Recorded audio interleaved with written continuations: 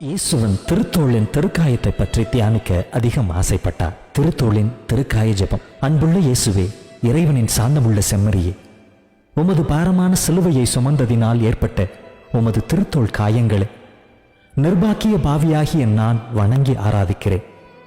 இந்த சிலுவை உமது திருத்தோள் தசையை கிழித்து எலும்புகள் வெளியே தெரிய செய்து உமது வணக்கத்திற்குரிய திருவுடலின் மற்ற காயங்களை விட மிக கொடிய வேதனைக்கு உம்மை உட்படுத்தியது.